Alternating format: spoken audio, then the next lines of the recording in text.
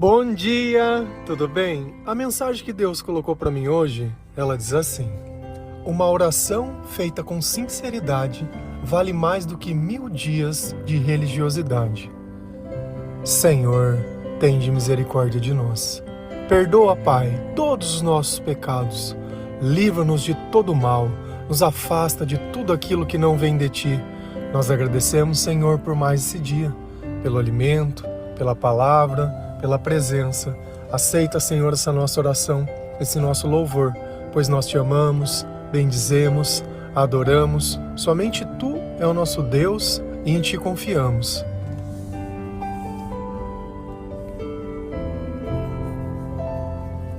Talvez você esteja lendo 1000 dias e pensando, nossa, quanto tempo! Se a gente for fazer uma conta básica, 1000 dias dá 142 semanas. Se a gente parar para pensar que a maior parte das pessoas que frequenta a igreja, eles vão uma vez por semana, então daria 142 vezes. E esse tempo todo seriam 2 meses, 2 anos e 9 meses. Então um bom tempo dentro da nossa vida. Se a gente colocasse sequencialmente esses dias, daria alguns meses. Então nós notamos que o tempo ele vai passando. Só que nem sempre a necessidade que nós temos, ela pode ser suprida com uma frequência muito baixa. E no final, o que será que vale mais a pena?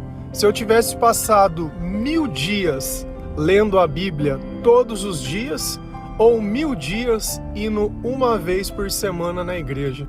É claro que tudo para Deus é válido. Tudo faz a diferença. Porém, a quantidade que nós plantamos, nós iremos colher. Então, quando nós aprendemos sobre o Senhor, quando nós aprendemos sobre a palavra de Deus, dentro da nossa casa, dentro da nossa própria rotina, isso se torna muito mais eficiente. Porque é a oportunidade que Deus tem para falar conosco todos os dias.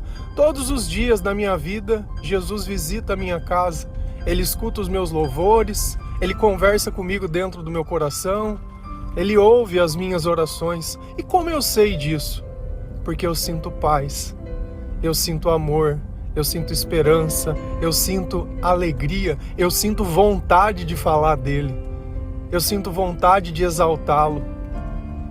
Então, se uma pessoa que talvez não me conhecesse, como já aconteceu uma vez, de um padre ele chegar em mim e como dissesse que eu fosse um fujão da igreja, porque eu não estive lá durante os 1000 dias, uma vez por semana para ele ver a minha cara, para talvez ganhar o rótulo de cristão. Porque pelo fato de eu ler a Bíblia na minha casa, de eu evangelizar pela internet, de eu incentivar as pessoas, de eu dar Bíblia para outras pessoas, de ajudar outras pessoas a entender a palavra de Deus, isso não vale nada. O importante é eu sentar no banquinho da igreja ali e dar uns trocados para ele. Aí eu tô perfeito. Aí, nossa senhora, aí se eu ainda contar bolinha, então, nossa senhora, ganhei o título de cidadão. Será que é assim que nós devemos medir a nossa vida? Agora, sempre parte a solução. Para que nós temos que perguntar quem tem a razão? Se é eu falando essas groselhas para você aqui? Ou se é o padre falando e pensando da forma que ele pensa? O que será que para Jesus vale mais? Esses 1000 dias eu frequentando a igreja, não vendo a minha vida ser transformada, não vendo as minhas atitudes mudando, não vendo a minha diversão mudando.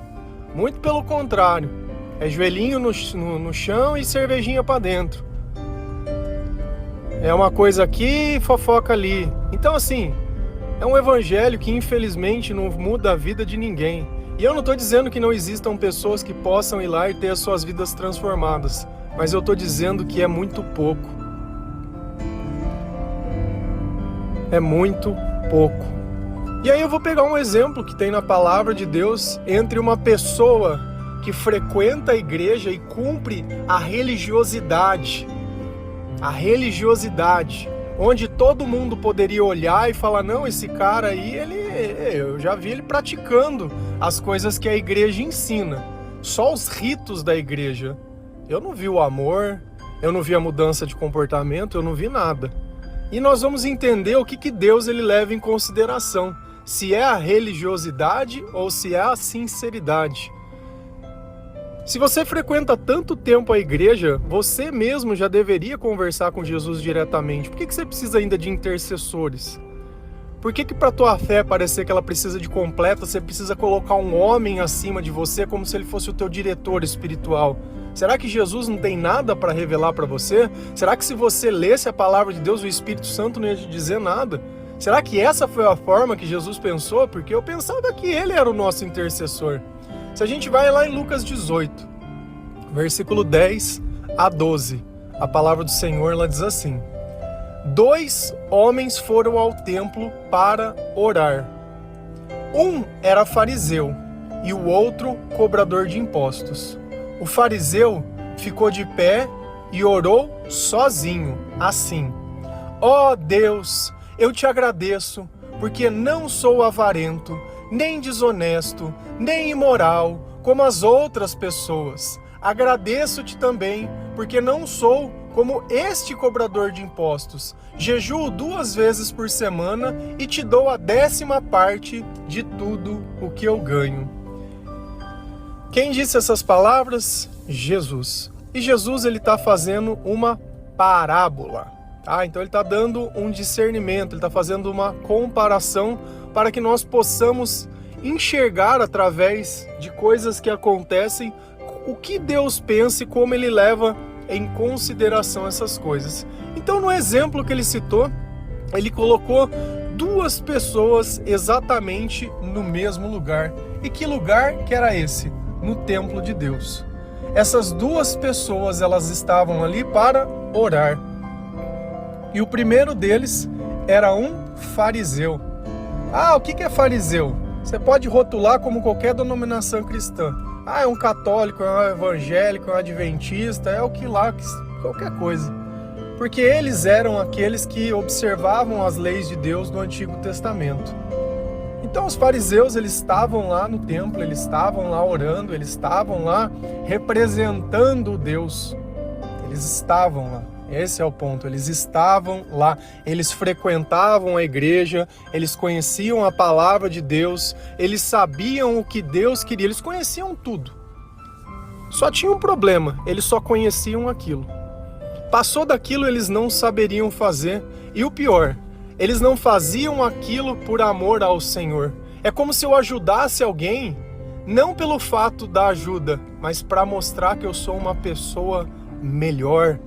Então, se for para mim pregar em algum lugar, tem que estar cheio de gente. Não, tem que estar cheio de gente, porque para um só, não. Isso não é a glória que o Senhor me reservou. Como se cada vida não contasse. Então, essa pessoa, ela entrou lá no templo. E o outro? O outro era um cobrador de imposto. Então, para a gente entender o que seria um cobrador de imposto naquela época, eram pessoas que estavam lá porque a nação de Israel ela estava escravizada e eles cobravam o dinheiro das pessoas. Então ninguém gostava dessas pessoas que elas passavam nas casas recolhendo o dinheiro. Nós pagamos impostos hoje também. Tudo fica mais caro por quê? Porque nós pagamos impostos. Quem gosta de ficar pagando imposto? Quem gosta de pegar o dinheiro que trabalhou e olhar o desconto que tem no final do mês? E todo mês tem desconto. E tudo que você paga tem desconto. E tudo fica mais caro porque tem o imposto. Então tinha 2 pessoas. Uma que arrotava a virtude, porque conhecia a Deus, e o outro que era malquisto por todas as pessoas, que ninguém gostavam deles, mas ninguém. Mas ambos estavam buscando ao Senhor. Ambos. E o primeiro, o fariseu, ele disse... Primeiro ele ficou de pé e orou sozinho, assim: Ó Deus, eu te agradeço, porque não sou avarento, nem desonesto, nem imoral como as outras pessoas.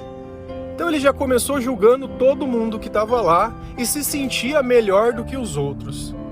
Você quer saber se o diabo está dentro do teu coração? Se sinta melhor do que os outros. Porque o Senhor ele nos ensinou que perante a Ele nós somos todos iguais. Se eu não estou perante a Ele, existe desigualdade. Então quando o Espírito Santo está comigo, eu não tenho essa visão, eu não tenho essa ousadia, eu não tenho essa arrogância de querer olhar uma pessoa porque ela está vivendo de repente um momento diferente do meu.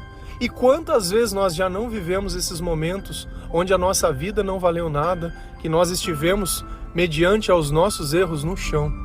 Então eu não tenho direito de olhar a vida das outras pessoas e querer julgar que a minha vida é melhor ou é pior. Eu sei que ao lado de Deus, a vida de todas as pessoas elas se tornam melhores. Longe de Deus, a nossa vida ela não vale nada. E para mim isso é o suficiente. E para mim isso basta. Então essa pessoa, além dele se comparar às outras pessoas, ele começou a arrotar as virtudes que ele tinha. Eu não sou avarento, eu não levo em conta os bens materiais ou as coisas desse mundo. Eu não sou desonesto, nem imoral. Então assim, isso é o julgamento dele com ele mesmo. Porque eu não estou 100% do tempo com uma pessoa e a própria palavra nos ensina que não existe nenhum homem que nunca peca. Seja em pensamento, seja em ações, seja lá onde for. Isso aqui é a maior falta de verdade, a gente não conseguir se enxergar pecador. Se eu não me enxergo pecador, eu não preciso de um salvador, eu não tenho pecados para limpar e muito menos para ser perdoado. Nós somos pecadores sim, enquanto nós não renunciamos o pecado, Cristo não participa da nossa vida, porque é impossível a luz e as trevas caminharem de mãos juntas.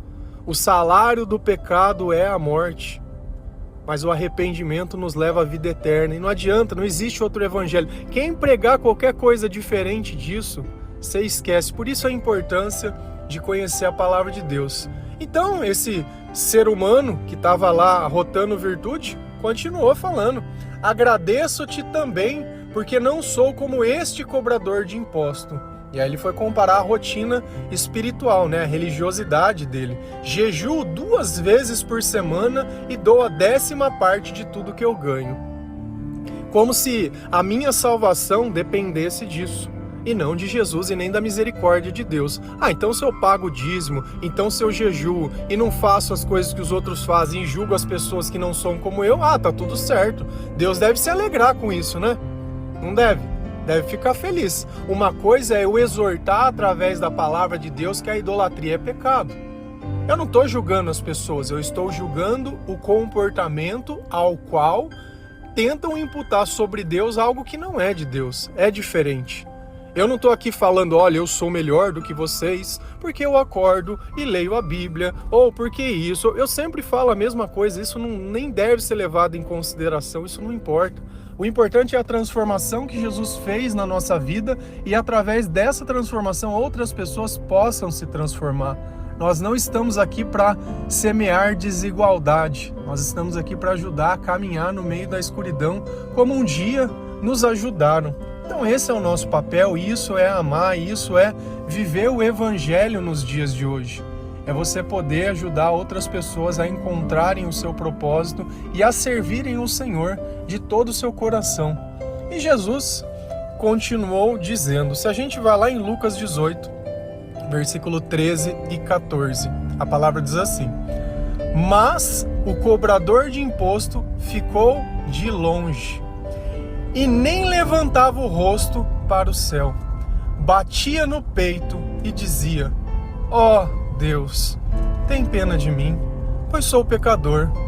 E Jesus terminou dizendo: eu afirmo a vocês que foi este homem e não o outro que voltou para casa em paz com Deus, porque quem se engrandece será humilhado, e quem se humilha será engrandecido. Enquanto o outro levantou e começou a falar, querendo mostrar, como ele era bom, como ele era puro, como ele era religioso, como ele era, um poço de sabedoria, o orgulho de Deus. O outro ficou lá longe, nem levantava o rosto, nem olhava para cima. Ele estava envergonhado, ele estava arrependido, porque ele sabia quem ele era e sabia que o único que podia ajudá-lo era o Senhor. Então, quando nós nos apresentamos para Deus, Deus não quer saber o que você faz por Ele. Nós falamos esses dias, inclusive, sobre isso, que Deus não precisa de nós e de nada que nós temos. Então, se você acha que você cumpre deveres religiosos, porque eu frequento a igreja e você não vai. Nossa, eu adoro gente que fala isso pra mim. Mas você não vai pra igreja? Não, eu leio a Bíblia em casa todos os dias, desde 2018. Faz 2.300 dias que todos os dias eu tô lendo. Faz 1.132 dias que eu gravo um devocional. Desde 2013 eu posto coisas na internet. Isso me torna melhor que alguém? Não, eu sou um lixo. Porque eu não frequento a igreja. E para Deus isso não tem serventia. Bom é eu sentar lá na igreja e só. Volto para casa, mantenho a minha vida, trato mal a esposa, os filhos, não consigo ter relacionamento, vivo à base de pornografia, bebida, vivo dando pedrada em todo mundo na internet, a curtidinha, coisinha e coisa. E a mulher ali dentro também já está no mesmo esquema já. E essa é a casa de Deus, né? Infelizmente. E depois não sabe por que não é feliz. Depois que não sabe por que tudo não está bem. Por que o casamento acaba. Não sabe. Continuem se negando a si mesmos. Continue desconhecendo a palavra de Deus. Continue não buscando o Senhor de todo o coração. Continua julgando as pessoas. O meu chamado, eu passei 2 anos dentro da igreja. Depois Jesus disse, falou, meu querido, eu acho que isso é mais importante fora do que dentro. Porque fora tem muito mais gente precisando. E aqui dentro as pessoas nem sabem que precisam. E aí? Quantas pessoas você não tem acesso, que estão perdidas, que estão desanimadas, que estão tristes, que estão vivendo o pior desse mundo sem Jesus? E você, que já tem conhecido a palavra, que já tem conhecido um pouco mais sobre você mesmo, que tem conseguido se arrepender como esse cobrador que lá de longe não tem nem coragem de erguer a cabeça para o céu para falar com Deus. Batia no peito e dizia, ó Deus, tem pena de mim, pois sou pecador. O começo de tudo é o arrependimento. O começo de tudo é nós podermos nos reconhecer. Eu preciso me reconhecer. Eu sou pecador. E você?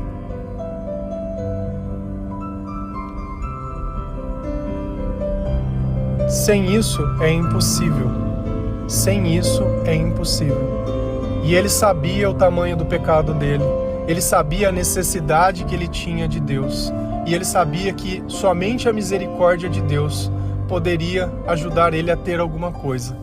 Enquanto o outro estava ali arrotando virtude, esse ele não tinha nada a favor dele. Ele tinha tudo contra.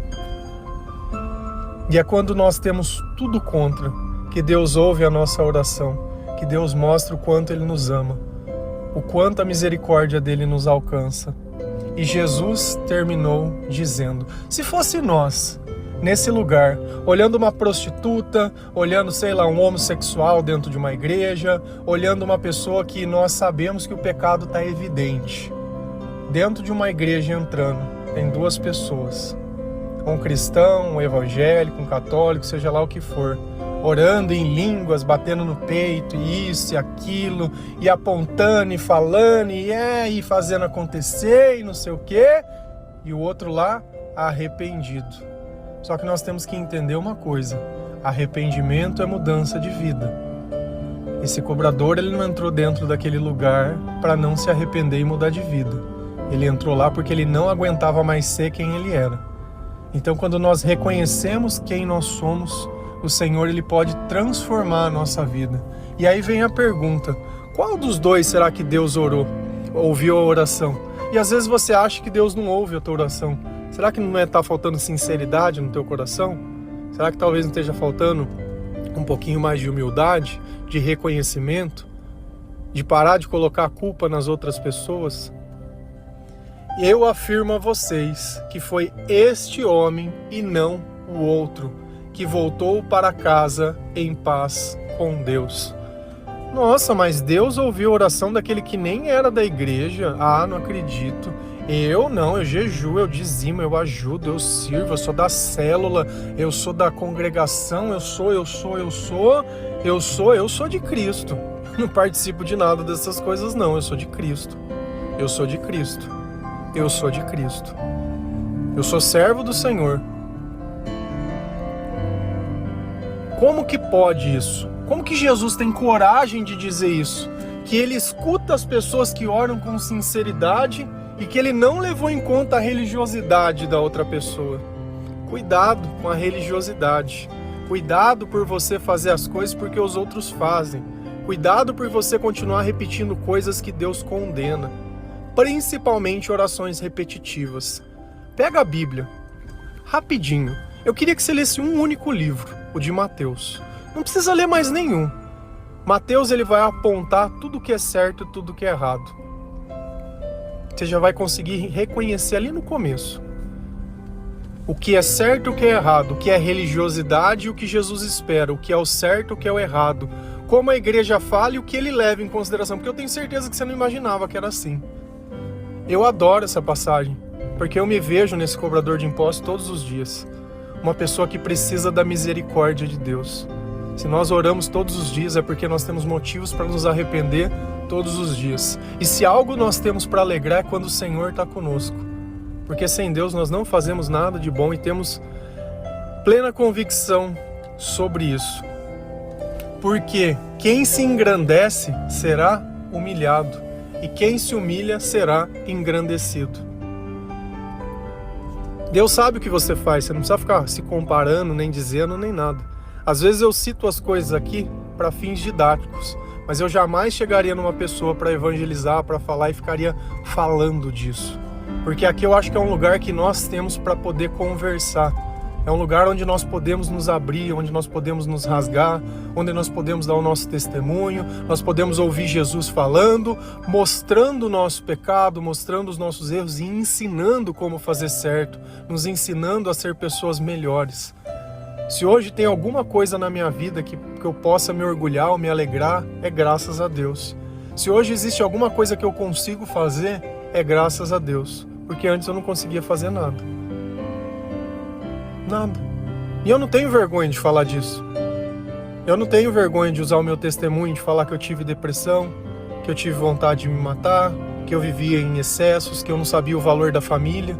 Porque hoje eu acho tão engraçado, né? Existem as feministas, os LQB da mais XYZ das coisas, os isso e aquilo, segmentando tudo em divisões. E eu não vejo ninguém defendendo a família. Nós somos da família. Não, é a ala feminina, e a ala da família, não tem?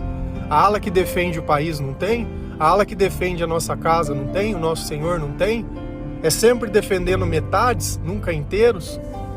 Ontem nós falamos sobre a família de Deus, né? Sobre nós termos o direito e a obrigação de ser aqueles que apazentam as coisas e trazem a paz para dentro da nossa casa. E aí, ninguém defende a família? É sempre segmentado? Nós temos que começar a rever essas coisas. Nós temos que rever o que é certo, o que é errado, o que é bom, o que é ruim. Porque nós estamos recebendo o dia inteiro informações e nem paramos para pensar se isso é certo, se é errado, se faz sentido, se não faz. Nós sempre vamos defender Deus acima de todas as coisas. Nós sempre vamos defender o lugar que nós moramos. Porque as pessoas que nós amamos estão nesse lugar. Nós sempre vamos defender os valores de Cristo. Nós sempre vamos ser como esse cobrador de impostos. Ao invés de ficar rotando virtude, nós vamos ter humildade. E se for preciso, humilhar a nós mesmos. Porque nós sabemos que do outro jeito não funciona. Nós já vivemos do outro jeito. Já tentamos ostentar, já tentamos nos parecer com quem nós não somos, já tentamos mentir, enganar e fazer todas as coisas. Deu certo? Não deu. Então é sempre melhor fazer da forma que Deus ensina. Eu tenho que olhar a minha vida e refletir se valeu apenas esses 1000 dias de religiosidade. Porque se o final for o comportamento igual do fariseu, você não aprendeu nada com Cristo. Se arrependa, se arrependa. Leia a palavra de Deus todos os dias. Pratique o que o Senhor ensina. Busque as pessoas que não são. Busque aqueles que não têm o Evangelho. É muito fácil orar com as pessoas que sempre oram. Eu quero ver você orar junto com aqueles que não sabem orar. Eu quero ver a tua vida alcançar aqueles que não são. aqueles que são excluídos, aqueles que são marginalizados, aqueles que mais precisam de Jesus. E nós não vamos lá para pegar o evangelho e tacar na cabeça deles, mas nós vamos lá para ver que existe o amor e que nós somos frutos do amor e que o Espírito Santo está na nossa vida e o perdão está no nosso comportamento. Amém? Que Deus abençoe cada um de vocês, que o Senhor Ele possa estar na sua vida, estar no seu meio, que você possa orar com sinceridade, de reconhecer que sem Deus nada de bom nós fazemos. Perdoa-nos, Senhor, por tudo aquilo que nós fizemos, por todo mal, por toda calúnia, por toda mentira, por toda vergonha, por toda inveja amarga. Perdoa, Senhor, pelas vezes que nós prejudicamos as outras pessoas, pelas vezes que nós colocamos a culpa nos outros, pelas vezes que nós te culpamos. Perdoa, Senhor, pelas vezes que nós nos sentimos sozinhos, mesmo quando o Senhor estava do nosso lado. Tende misericórdia de nós. Amém? Que Deus abençoe vocês. Feliz a nação cujo Deus é o Senhor. Um bom dia.